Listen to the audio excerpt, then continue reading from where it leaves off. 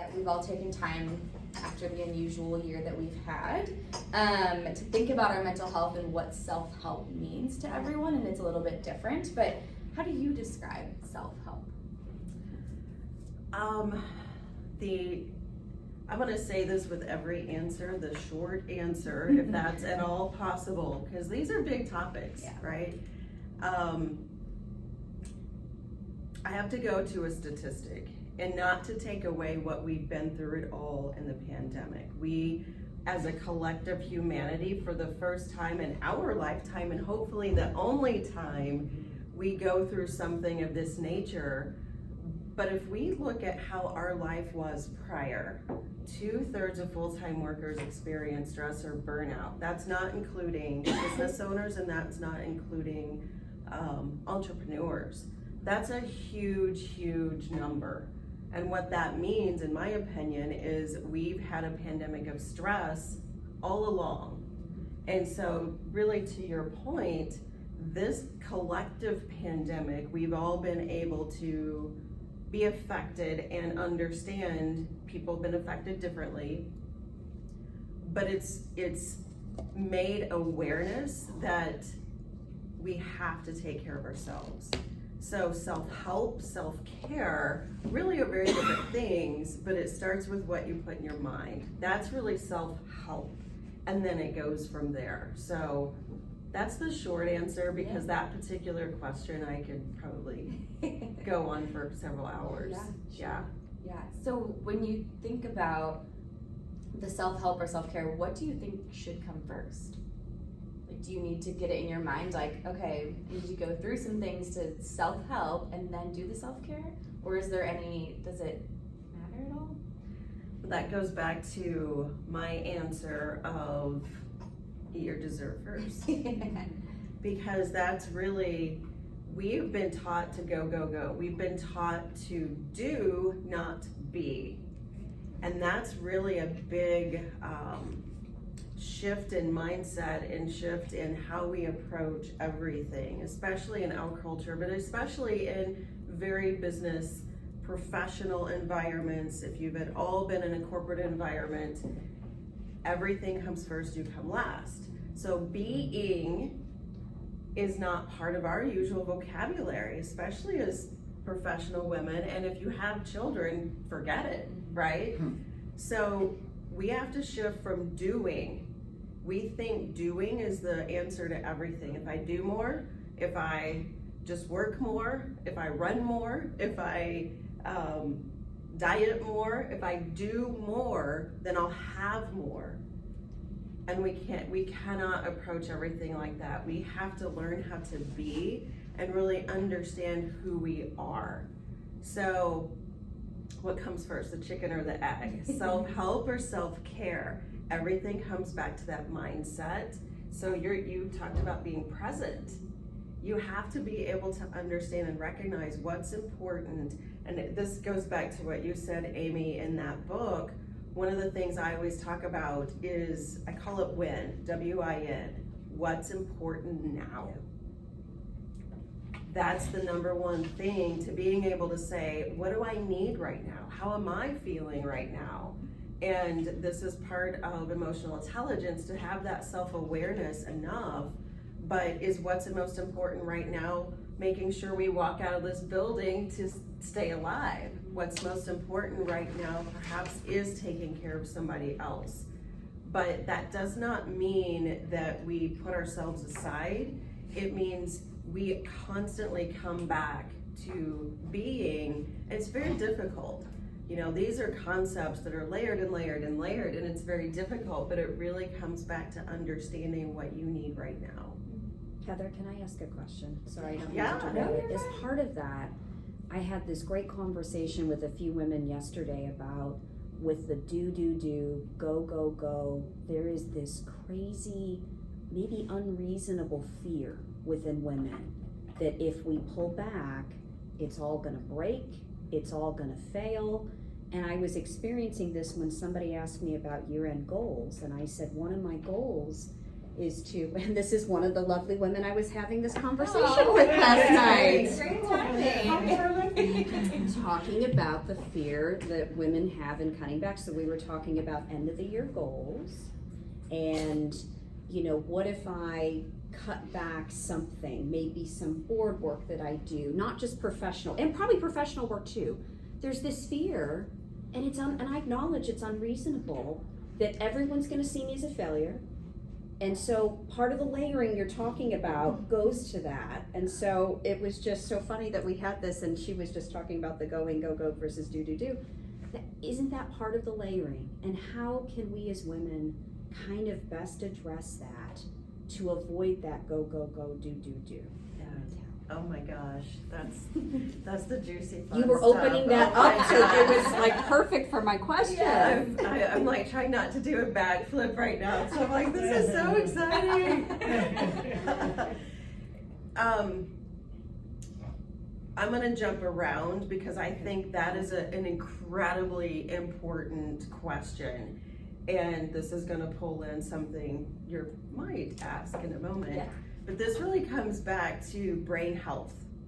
And everything I do comes back to neuroscience, and people are like, oh, that sounds so boring, and it can be, but it's very exciting for me. And the reason is because we don't understand how our actions are affected, how our brain and the habits we've established is affected by our actions and vice versa. So neuroscience is very exciting because we've had a lot of recent discoveries on the things that affects our brain. Our brain is this miraculous control center, but my point in bringing that up without going on too much of a tangent is our defaults and our patterns. Our brain's designed for survival. That's it. And it does not have a sense of humor. So when we do things, for example, what happened, the fire alarm went off. Now, our normal response is we're in danger. That's your brain, that's exactly what it's designed to do. So congratulations, you passed because you recovered very quickly. And when we constantly, and this is why I started with the stress statistic, when we're constantly in such high stress situations, when the fire alarm figuratively is going off all the time, every day, you're stuck in fear because that's how you're training your brain.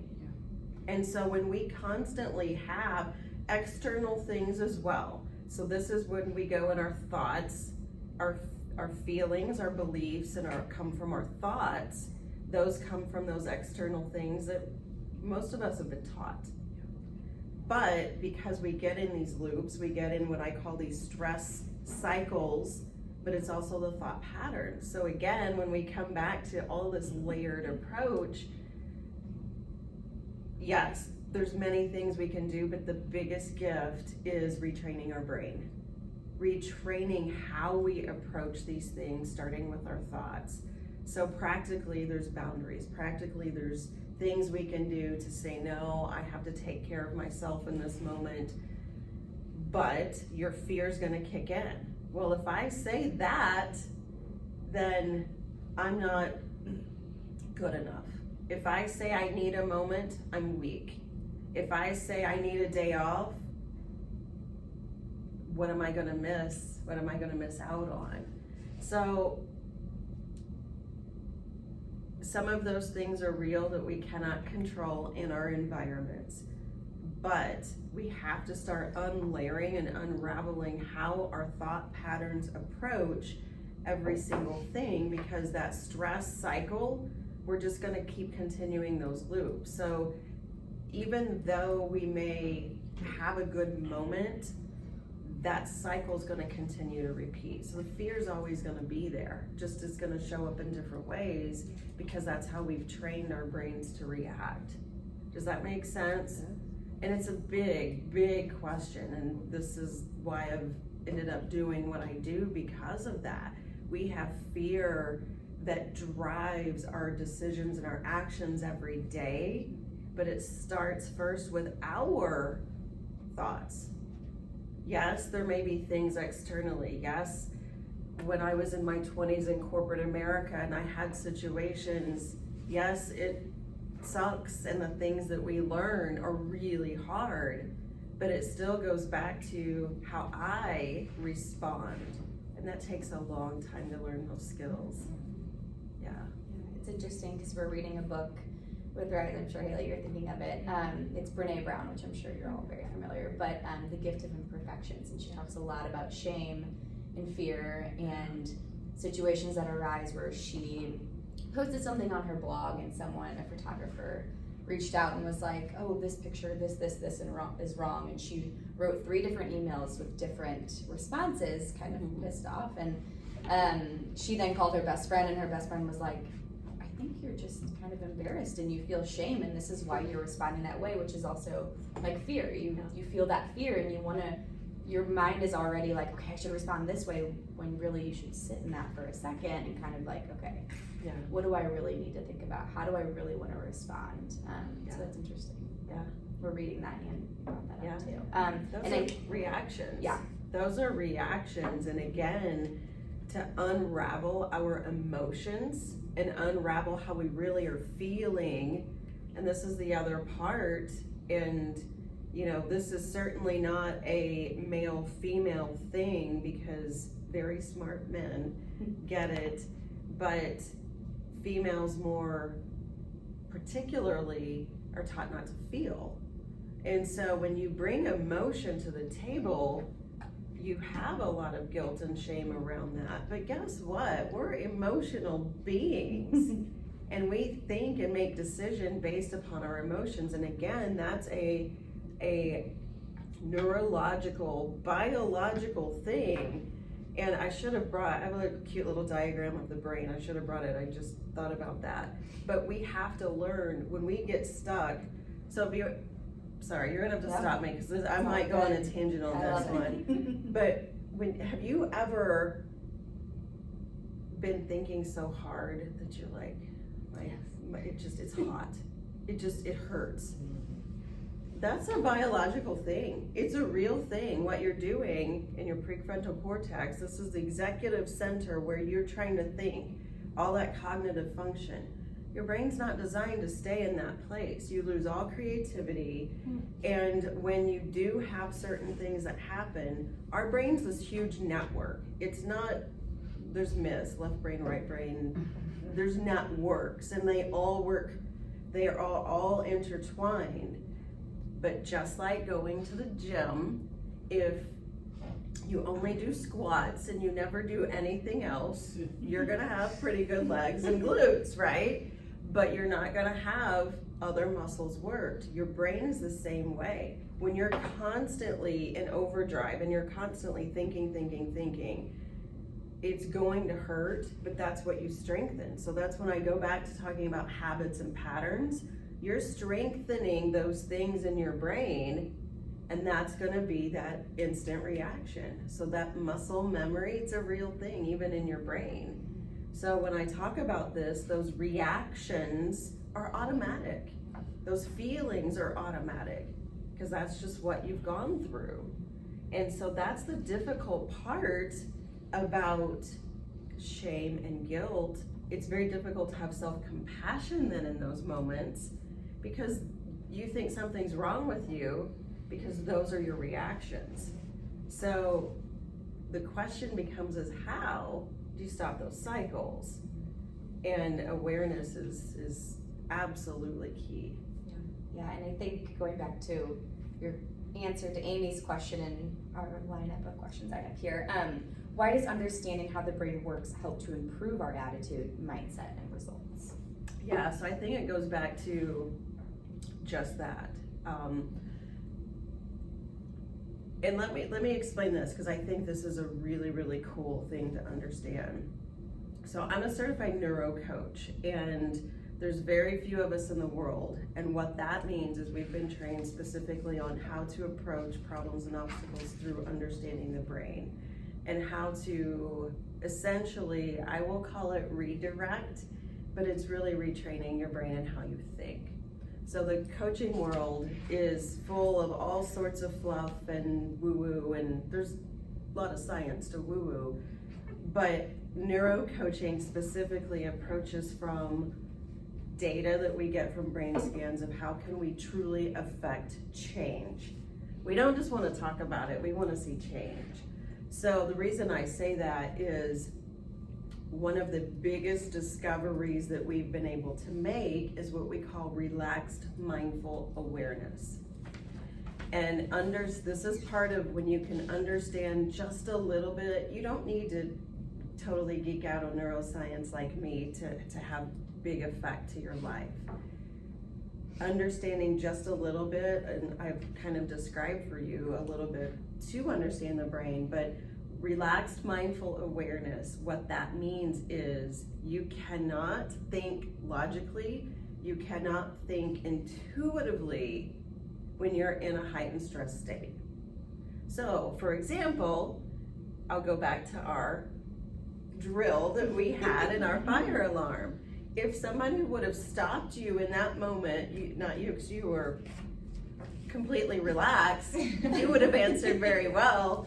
But one of us who we don't know, our brain just got triggered, we have an activation. So our primal part of our brain has now taken over from just pure survival. If somebody would have stopped one of us in that moment to really ask a deep or important question, we would not have been able to.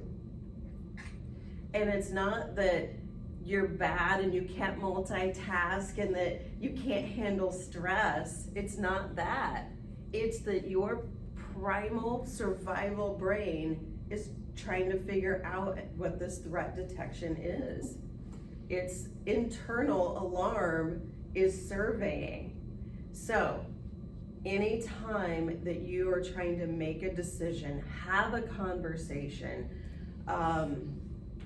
understand to connect of how you feel, you have to get in what we call a relaxed mindful state.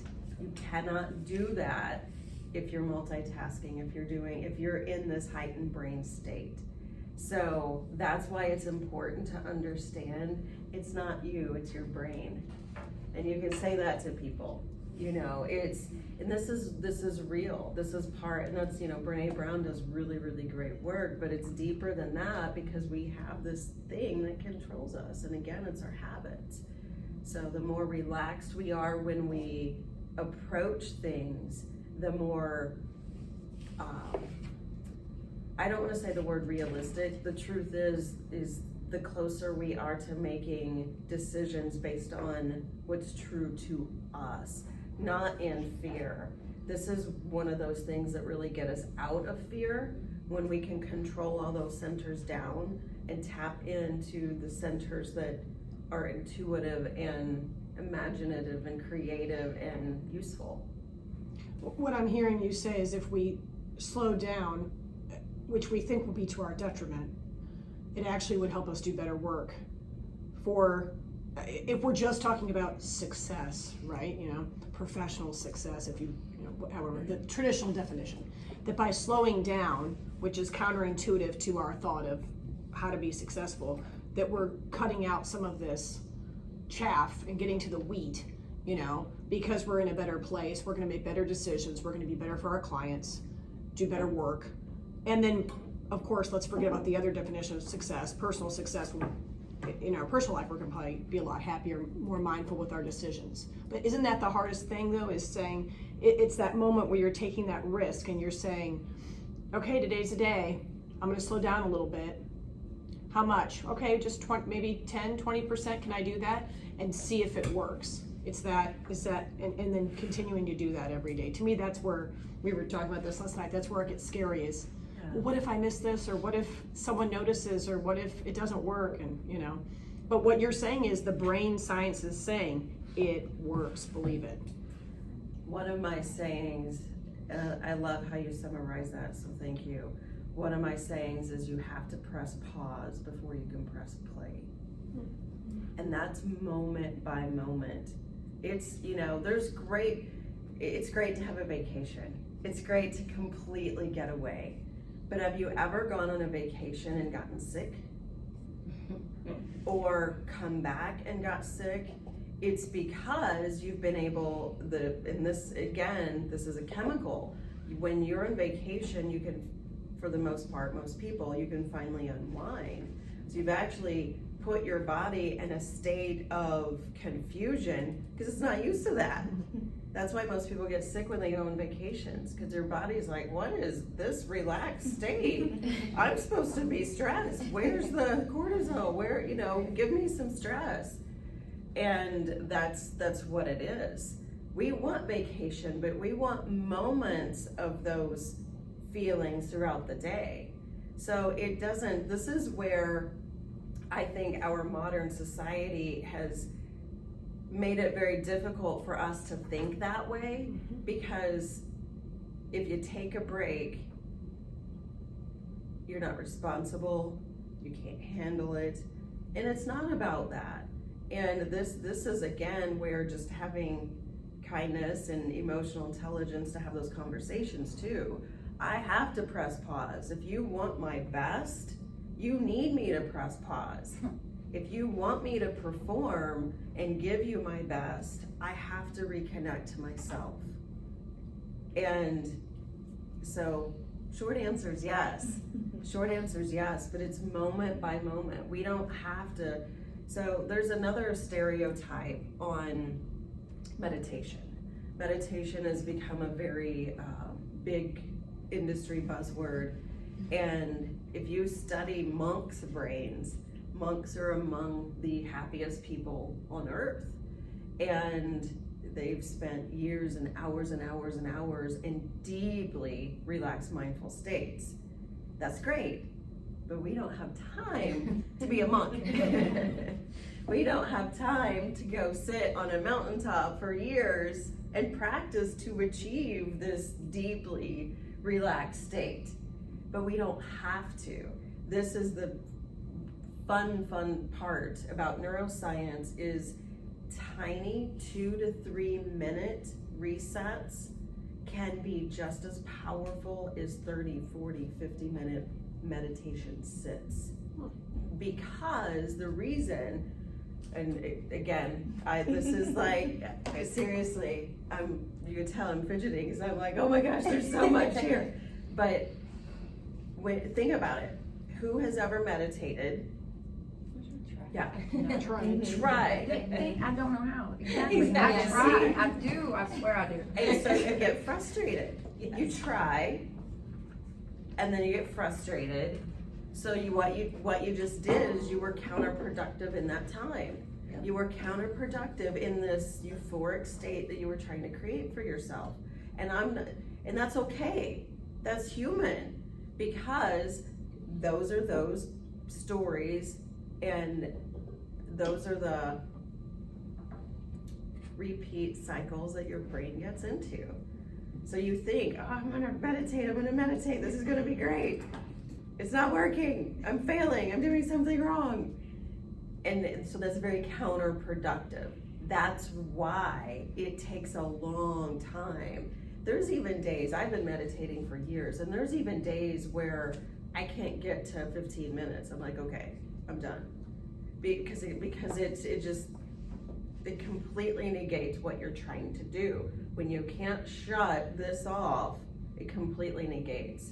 So, moments by moments, we can have 2 to 3 minute mindful awareness states that are way more productive because of that. Yeah.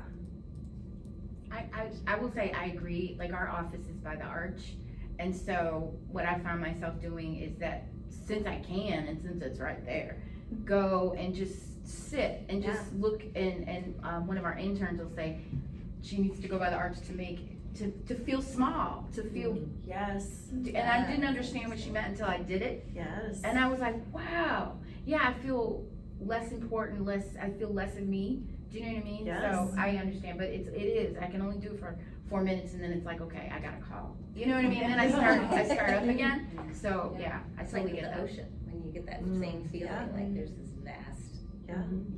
Life out there that's Yeah. nothing to do with. Right? So that's called meta awareness. Mm-hmm. And so let me, since you brought that up, I'll give you an exercise, okay? So, how are we on time? We got 9:35. Okay. Yeah. So, let's just do an exercise right now. Are we game for that? Yeah. I'll demonstrate this because most people, I'll just demonstrate and we'll go from there. So, brain science behind yawning and stretching. Think about when you see an animal first wake up. What's the first thing an animal does when they wake up? They're like, oh, yeah, that felt so good. It's because it does. We are energetic beings. We have nervous systems.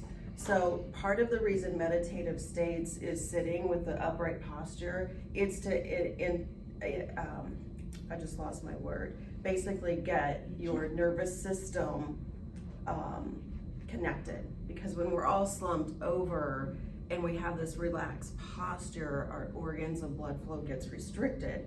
So the idea is, and you can look down in front of you or you can close your eyes, whatever you're most comfortable with. And what you are literally going to do is take a deep breath and you're gonna force a yawn. So if we just take a deep breath, and you can stretch if you want, and you're just going to,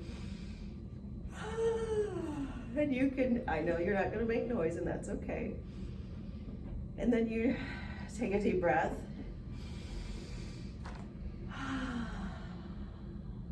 And you can actually force a yawn. Yeah, just thinking about it. And if you get a real yawn once you force, slow, and when you start incorporating a stretch, if you just kind of take your arms and do just like this slow super cat stretch, and then it just gets your body, and then you can come back to a nice deep breath, and then you can just come back to the present moment. That's literally called yawn and stretch. That was nice. I do that. So I should have asked you how you felt first, but how do you feel now? Better. Yeah, Yeah. a little like Yeah. snap of clarity, I think. So. Yeah. And that's how simple it is to de-stress your brain. And it's not always appropriate to do a super deep yawn and stretch when you're in a meeting, but you can go to a bathroom and do that. You can go to a closet and do that.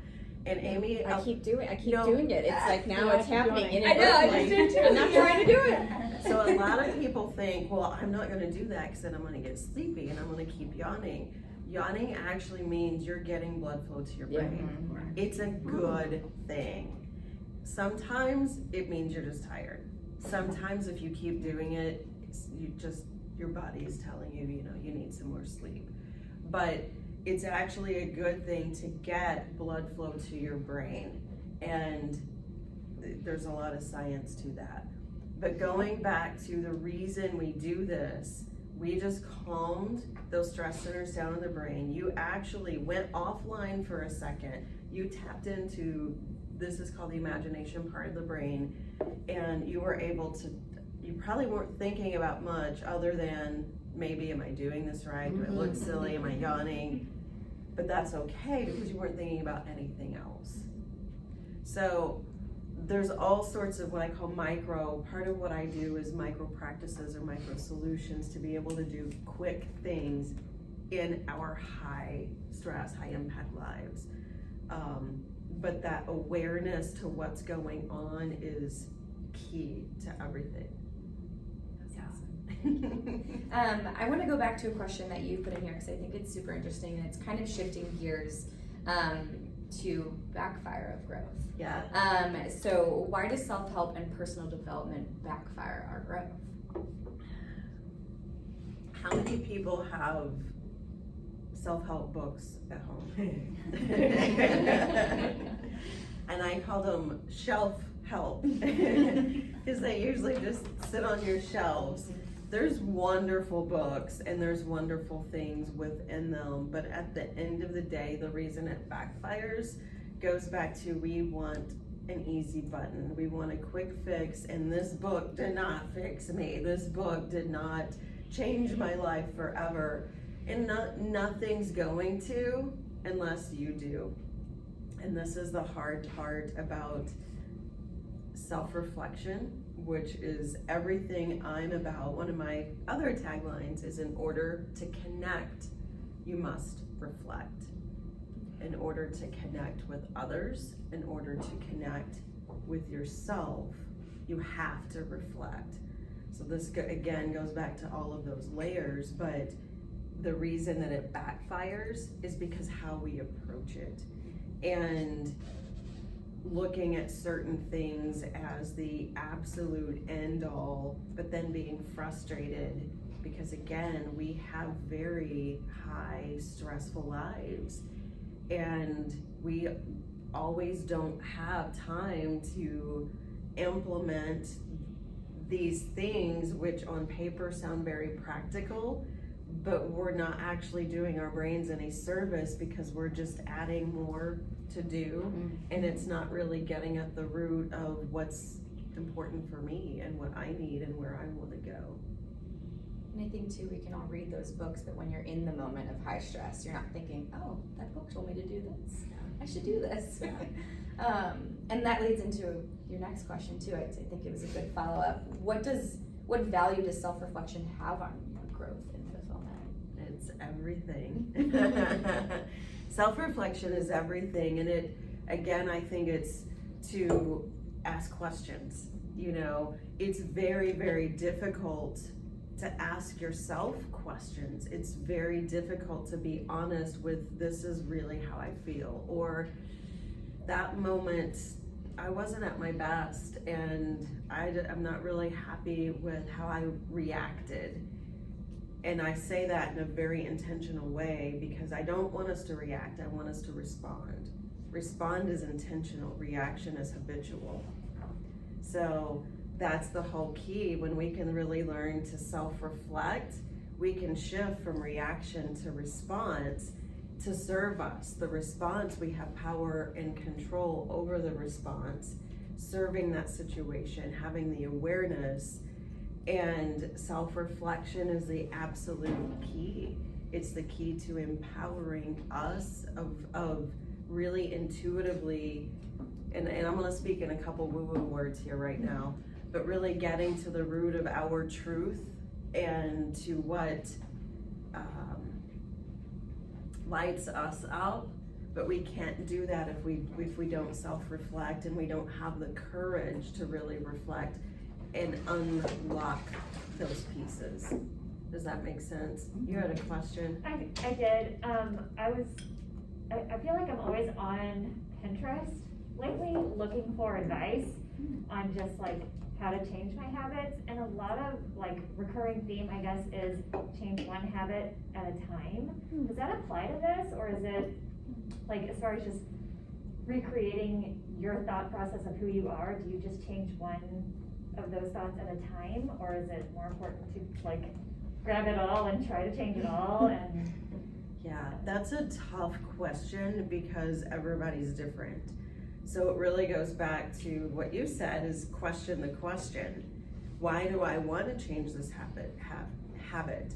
Who am I? So this is the beautiful part about self-reflection. It helps you uncover who you are, who you've been, and who you want to become. And that's not saying that who you are is bad. Find the good parts and make them stronger. And the things that don't serve you, then look at why you do those things, and then that's probably because of your habits. So that's a really tough question because it depends on what it is. But my real answer to that would be come back to why, and come back to who are you changing this habit because you really want to become a stronger version of that person? Are you really trying to become this person? Or is it because somebody influenced you and said this is something you should be? So there's definitely ways to attach from a brain perspective to change habits and to incorporate without totally freaking your brain out. There's definitely ways to do that, but I wouldn't even approach the hows until you understand if what you're trying to do is really in service of you and who you're trying to become. Does that make sense? Yeah. And that, unfortunately or fortunately, this is really part of that self-discovery. And this is why when we get busy as professional women, we tend to continue to push off our self-discovery because that sounds scary, you know, and because we want to just let me change my habit and everything's gonna be fine. Let me just do that. Let me fix that. And maybe, but until you can really take that step back and have that self-discovery and say, why? Does this serve me? Does it not? Who am I? You know, what are the things that I really need to work on from who I'm trying to become?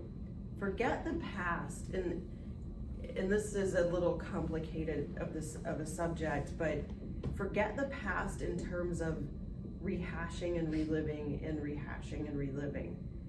You can look at the past for guidance for the patterns, but once you can see the patterns, then let the past be the past. All fear is past situations that we attach to our emotions today that's projected on the future. That's all fear is. So, point being is don't be afraid to embrace self-reflection, because the more you can discover and connect with yourself, and I'm gonna unravel this one extra step because I think you guys can handle it. This is really, this gets very deep.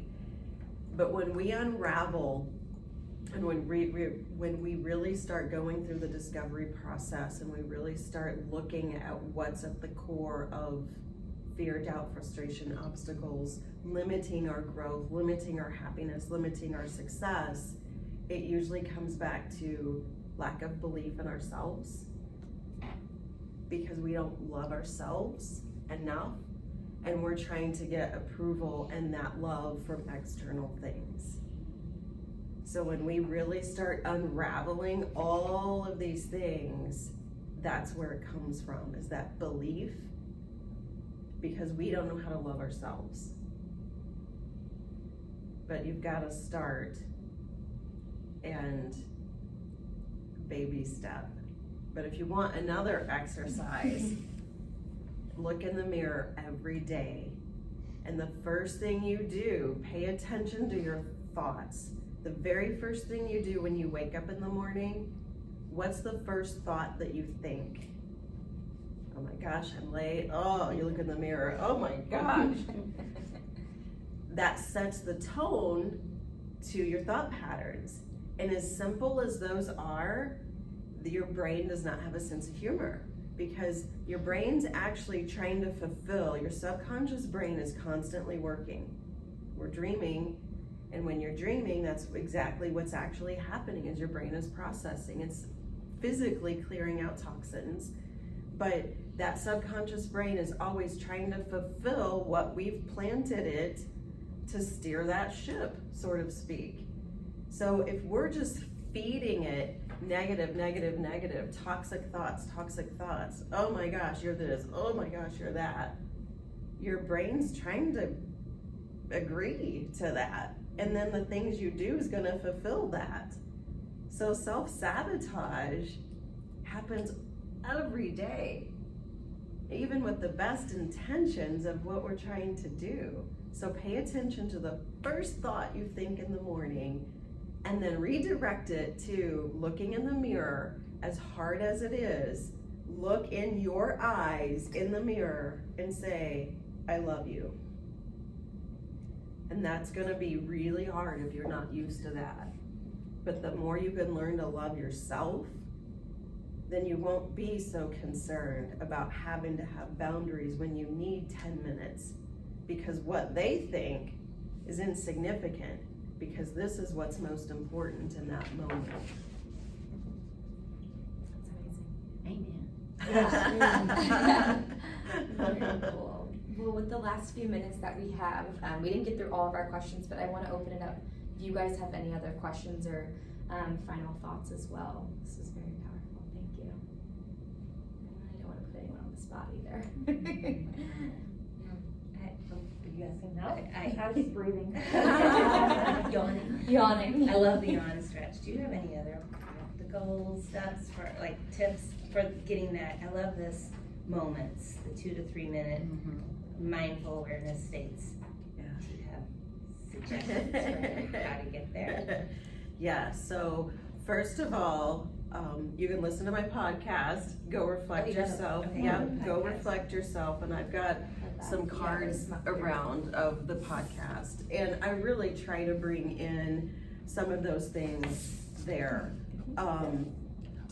But one of the things that I think is very, very powerful for you is before you get into a meeting, before you start a conversation, just take what I call a 60-second mindful, you can name it whatever you want. It's basically a reset, and just breathe, and then ask yourself what's important now. Or change it to SIP, S-I-P, start in the present. It means the same thing, but if you can take 60 seconds and arrive, essentially what you're doing is arriving. Because think about it, when you're driving, this is the best example, is when you're driving. How many times are you focused on everything that you're seeing when you're driving? Your brain's everywhere. You're solving the world's problems, right, when you're driving. So now think about when you're in the shower. You guys are gonna think about me next time you're in the shower. Seriously, think about when you're in the shower, you're doing the same thing. You're worrying, you're in your default mode. Default mode is typically worry, fear, and doubt. But you're offline. You're going in all these directions that do not serve you, and you're missing out on what's in front of you at that moment. So if you take 60 seconds just to breathe, to arrive, have your body and your brain get in sync with this moment, and ask yourself, I'm gonna start in the present, or what's important now? And that will help you intuitively know how to deal with what you have to deal with. It will also help you connect with who you need to connect with, because let's be honest, I always bring my youngest child, my son, he's 13 now, and I've picked on him in every talk I've ever given, because my frustration is usually because of him. Usually. And it's hard not to bring that, bring that in other things that you're doing. But if you and I are having a conversation and I'm stuck over here because, he's activated me and I just can't let it go because it's frustrating me, that doesn't serve you. Right. And that takes away from our time. And it doesn't serve me because I can't, that's over here. That's not right now anyway. But when your brain is stuck in that, you can't get out of that thought cycle. So take that 60 seconds just to breathe intentionally. And this is where you have to put this as part of your practice. This is where those habits do come in play, because you have to retrain yourself. I need to start in the present right now. What's important? What's important right now is for me to be here with you and not worried about the gazillion emails I need to deal with. Yeah. Okay, so I have another question. How did you get to where you are right now? Like, your voice is so calm. Just, it's like and I respond very well to that. It's like you immediately kind of bring me into that state. Have you always been like that? Or what was your before and after and got you into this? That's a long story. If you had known me, I've always been a very chill person, but if you would have known me in my 20s, you would have been like, you know, you would not have liked me. And it's, so the super, super short version is I studied this for my own, I needed this. I had major life changes. I've dealt with anxiety and depression my whole life. And as an adult, as a leader, I went through a divorce. I had all these, what I call significant emotional experiences happen to me. I moved myself and my 2 kids. I've had all these things, and self-help did not work for me. And so I had to figure out, if I'm gonna function, if I'm gonna grow, if I'm gonna be a leader, if I'm going to have success, not just from society success, but be a functioning, fulfilled human, I had to figure out the brain. And I've read every book, I've been through everything prior to that. And long story short, that's why I do what I do. I've seen it impact my clients, myself personally, and so I had no choice but to listen to the calling that I had to be able to share, because we need to be, this life, we don't know how short this life is. Right. Why waste it being angry and frustrated and fearful and in shame? Why not live in the present and be as fulfilled as we possibly can, and have success and have fun along the way? That's why all of this has come about.